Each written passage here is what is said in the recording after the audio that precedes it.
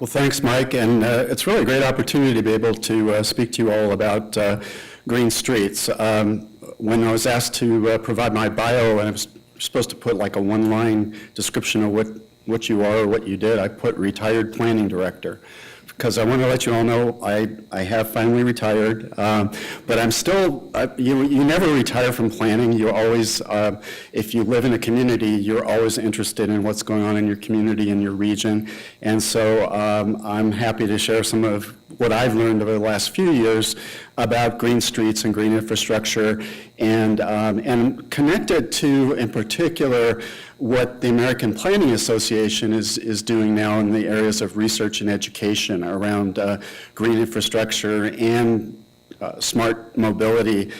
Because what we're doing here in San Diego, and I'll just tell you, when I go to meetings of the National APA, I always hear how impressed folks are about the work that we do here in the San Diego region in the areas of dealing with climate change, public health, green infrastructure. And it's really been a privilege to be able to work in that environment over the years. But at a national level, there's some really interesting stuff going on, and a lot of what I would call connecting the dots between these different, what are considered fairly narrow disciplines, and trying to understand the big picture, which is what planners are really supposed to be doing. You know, planners, urban planners, a big part of your job is to look at things comprehensively and look at the big picture and understand how things connect to other things. And so I want to kind of connect what I'm talking about to at least one of the initiatives at the American Planning Association as well. And since half of you are here from APA, you'll be interested. The folks from ASLA, you guys do great work too, and I think you'll be interested to hear what APA is doing as well. But particularly folks in APA, I think will kind of see how this connects to some other stuff you're seeing and reading about at the national level. So I'm going to talk about, first of all, I'm going to define terms, and I'm going to follow on, I thought Mike did a really good job of defining the key terms for green streets. I'm going to put a little more of a local focus on it, though, because I want to talk about then about the opportunities and challenges regarding green streets, and I want to talk about policies and regulations, and I'll give you some specific examples of what's going on here in the San Diego region with regard to policies and regulations.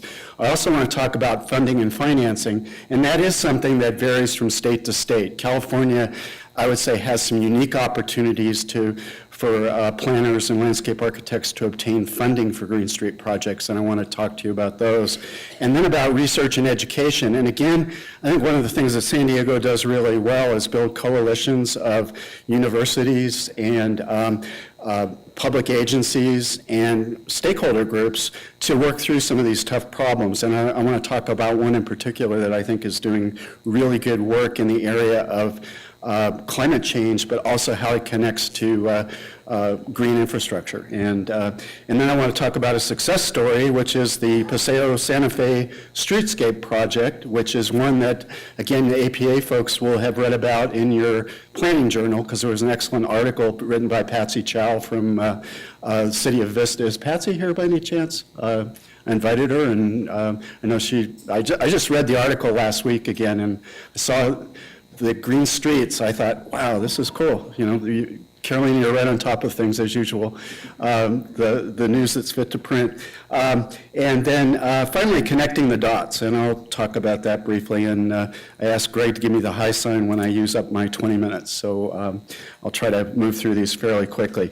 But I really like this, getting back to the idea of connecting the dots, which is a quote from John Muir, and it's in an excellent book that he wrote about his experience the first summer he spent in Yosemite. And he wrote it over 100 years ago, and if you read it, it really talks about everything from this is the big picture, this is the huge picture, to his experience in working with a shepherd moving sheep from the valley into Tuolumne Meadows. And anyway, I really like this quote, because it really, if you think about it, this is what urban planners and landscape architects are trying to figure out, which is how do things connect to each other, and how do we understand as professionals how to make things work better by looking at those connections. And I think this quote really says it all. So the terms that I want to define are sustainable development. Everybody thinks they know what that means, and we'll stick with one definition for now.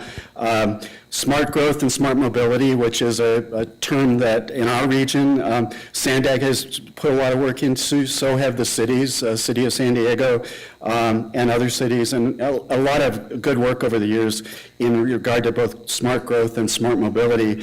Then talk about complete streets, because green streets, as Mike said, should be an element of all complete street projects. I'm not sure we're there yet, but I think it's a lofty goal, and it's something we should all be working toward. Planners and landscape architects should be getting to the point where when somebody says complete streets, by definition, that means green streets. And I don't think it's that hard. I think we can figure out how to do that.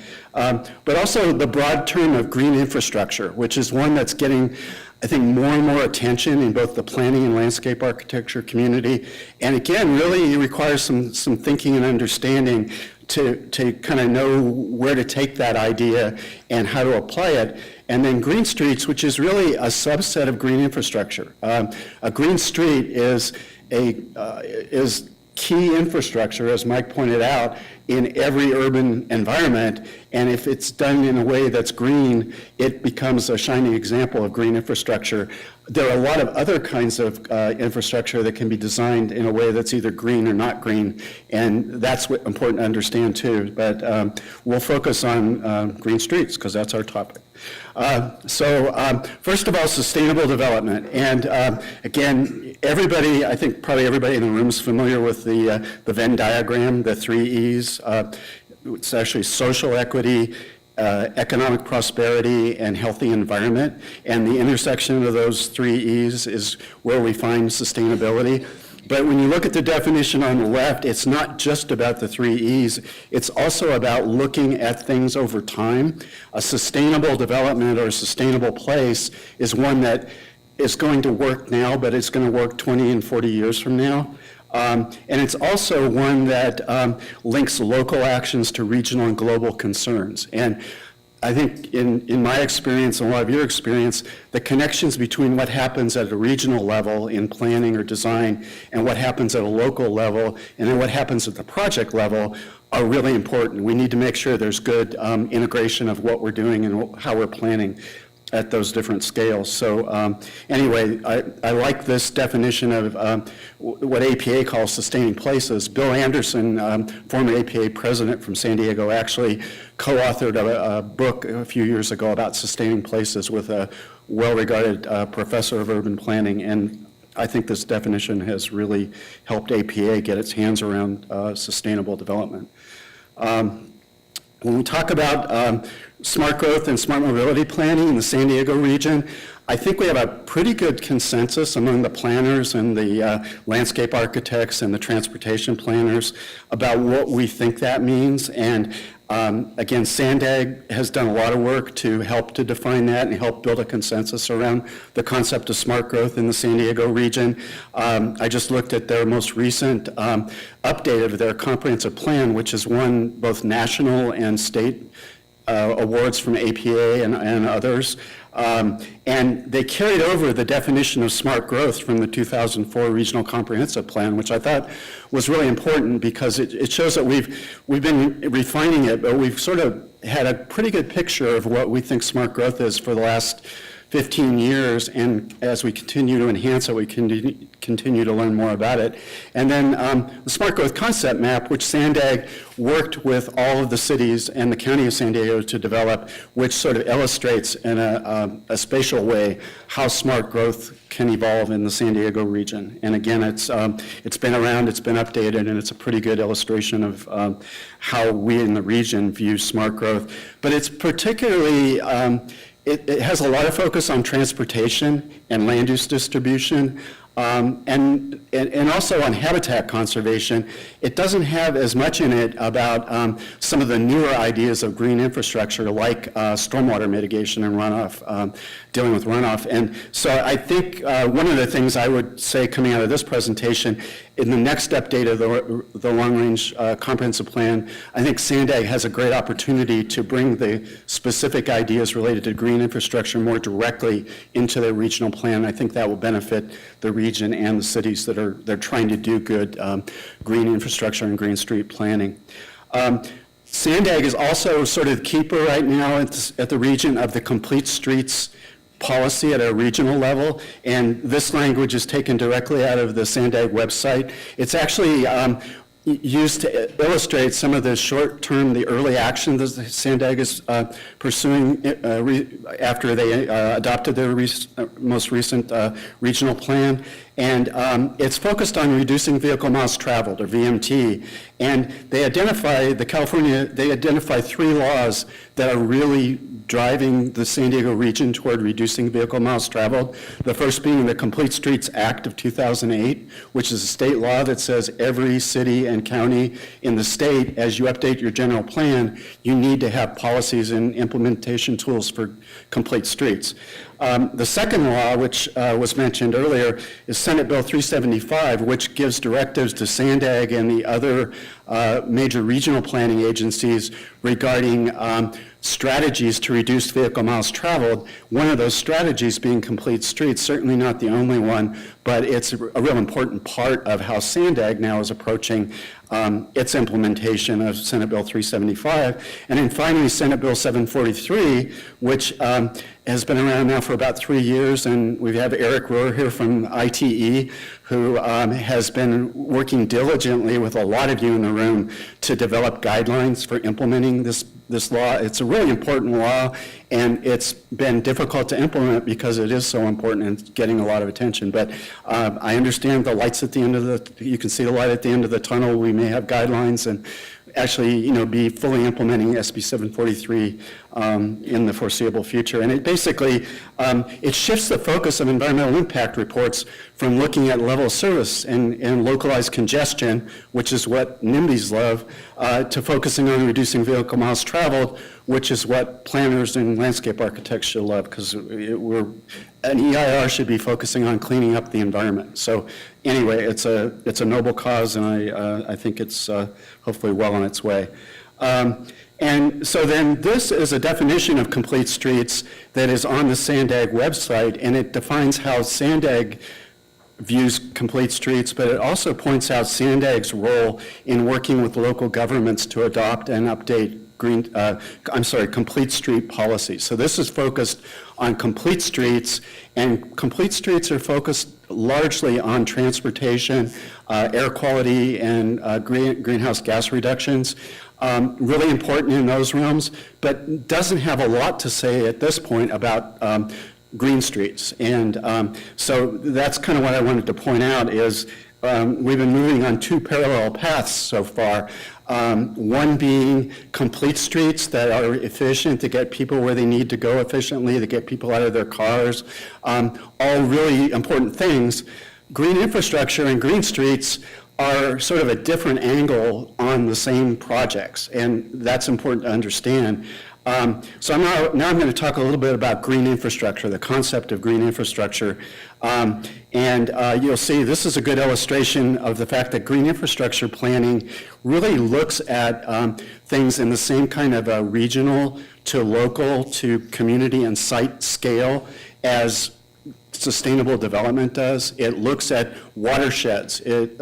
Green infrastructure planning really focuses on watersheds as the main geographic unit at the landscape level, but then it drills down from watersheds to creeks and to other ways of conveying water, and its main focus is on how to do that in a more environmentally sustainable way. And it's compared to gray infrastructure, and your best illustration of that is the difference between a concrete trapezoidal channel, which is gray infrastructure, and a natural creek. And you all can visualize that. You're all planners and landscape architects.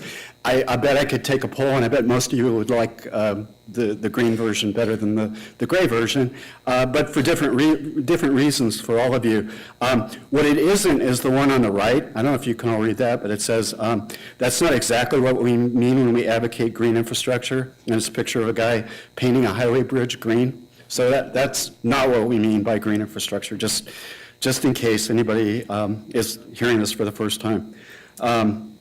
The foundations of green infrastructure, and this came out of a presentation Okay, this came out of a presentation that was given by a planner from NOAA, the National Oceanic and Atmospheric Administration, here a couple of years ago.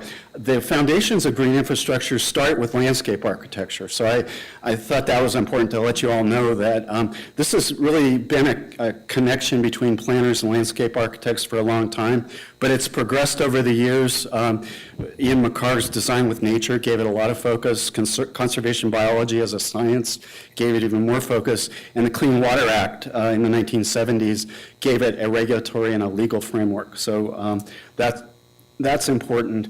And here's another definition of green infrastructure, and I won't read it, and Mike's definition is every bit as complete. The thing I like about this one, this is actually in a document that was adopted by the County of San Diego last year, their guidelines for green infrastructure, which incorporate guidelines for green streets. And so while we talk about these ideas at a national scale, this actually illustrates that the County of San Diego has done some really good work in the last couple of years to implement guidelines for green infrastructure, and their main focus has been on green streets.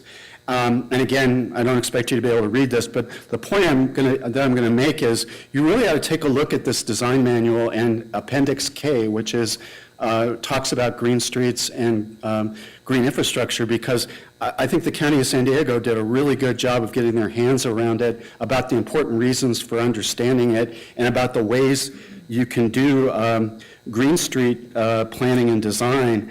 And what it points out, which I think is, I wasn't fully aware of this until very recently, the County of San Diego last year actually helped to facilitate an exemption from the Regional Water Quality Control Board's regulations for green streets. So as an engineer primarily, but planners and landscape architects ought to know this as well, you're exempted from some of the more complex calculations and requirements of the MS4 permit if you're building a green street project that meets either the EPA standards for green streets or now these new county standards for green streets. And I think that's great news that, again, the County of San Diego has embraced this idea. It has moved forward to make it easier for planners and architects and engineers to obtain clearance for stormwater impacts for green street projects. And that leads into sort of the new frontier, which is, in the interest of time, I'm not going to spend a whole lot of time on this, but there's another provision of the new MS4 permit that's called alternative compliance. And what that says is, for example, if you're building a green street, not only can you streamline the review of your individual project, but under some new regulations and some new programs and procedures that the city of San Diego is taking the lead on, you can actually create a mitigation bank and you can obtain credits for, say, a Green Street retrofit project, apply those to adjoining projects in the same watershed, and even further simplify how you meet the MS4 permit standards. And again, that's really good news for those of us who would like to see green infrastructure and green streets, because it says these regional agencies understand this and are working with the local governments to try to make that work. Now, the next few slides explain in much more detail what alternative compliance is, how it works, the different options for green infrastructure besides green street retrofits. And in the interest of time, I won't go through those, but you'll be getting, I believe you'll be able to get copies of this. And you also certainly encourage you, if you are familiar with the concept of alternative compliance, to get more familiar with it and maybe have APA and SLA sponsor another luncheon where we bring in some experts on it, because it really is an important idea that's moving forward. Like all other important ideas, it's taking a while to work out the details, and it's taking a little longer than some people would hope, but I think it sounds to me like it's making some good progress. And this is a specific example the city of San Diego uses for a Green Street retrofit as what they call a retrofit BMP, best management practice, that could be used for alternative compliance credits. They Again, this came out of a presentation from the City of San Diego's team that's working on their alternative compliance program. And this is the timeline. I'll just mention the timeline has stretched by another 6 months. So they're looking at program availability for phase 2 in January of 2019. But I know the challenging issues that they're working through, and I think they're doing a good job of trying to resolve those issues and come up with a workable system. Another couple of points I want to make. When you think about a project as a complete street project, you can identify one set of funding sources. If you think about it as a green street, and the project may be exactly the same project, you may be able to qualify it for a whole different set of funding options. And there are a couple that are out there right now that I think people ought to be thinking about. One is Proposition 1, the funding that's available for water resource planning and project development. And I'll talk to you more about one project that has obtained funding through that program for a Green Street project, but not something that people would necessarily immediately identify. This alternative compliance program is going to set up credit banking systems that are going to provide access to funding if you build a Green Street retrofit, and you can overbuild the mitigation where you could actually get either the city or the developer could get reimbursed or credited for that. That's another, in my mind, source of funding. Another big one is the new gas tax. You've all heard about the new gasoline tax. SB 1 is set up largely, it's called the road repair, and I forget the rest of it, but it focused on road repair. But there's been a lot of effort to make sure that when the County of San Diego and the cities do road repair projects, they think of them as complete streets projects, that they don't just go and fill potholes, but at least look for opportunities to incorporate some of the complete street concepts. The county's climate action plan actually says that they will be incorporating complete street concepts as they rebuild their roadway system over the years. We would hope to see the city of San Diego and the other cities commit to the same thing. And again, if you can define Green Street, complete streets as including green streets, that may provide some funding for Green Street components as well. And then we still see the opportunity for developers to contribute their fair share toward both Green Street and complete street projects that they affect demand on. In another area I want to mention, and I'll have to kind of cut this short, but in the area of research and education, there are a number of stakeholder groups and organizations that are working on climate change issues, and this is one I wanted to highlight that also is looking at the connection between climate change and resilient communities, which is in fact green infrastructure. It's called the San Diego Regional Climate Collaborative. They have a good website. They have information about research that they've done, and also about information that they can make available to planners and landscape architects. And then a recently released white paper that was written by Laura Walsh, who's here, who's a recent graduate of Scripps Institution of Oceanography. She actually did her capstone project on challenges and opportunities for climate-smart stormwater management in San Diego. So talk about being right on point, and she's now working with the Climate Collaborative on additional research and education projects.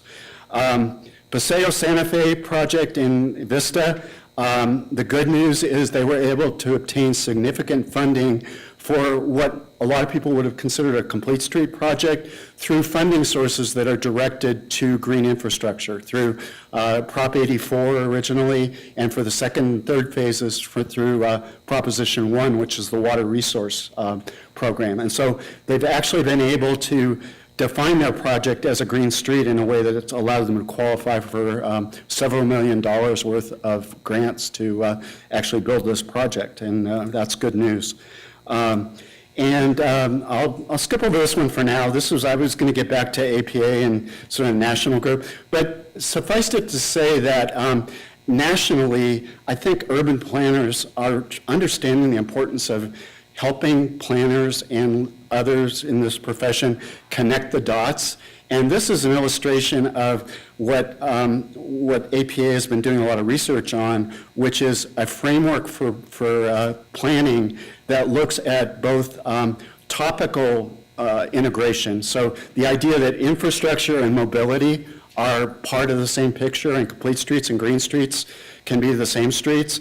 But it also really emphasizes the vertical integration across, starting with regional through city or county to community and to sub-area and neighborhood. And the idea that it's really important that planners in particular make sure that plans and policies are properly integrated vertically, that if Sandag adopts a smart growth concept, that the local governments look at that in their general plans.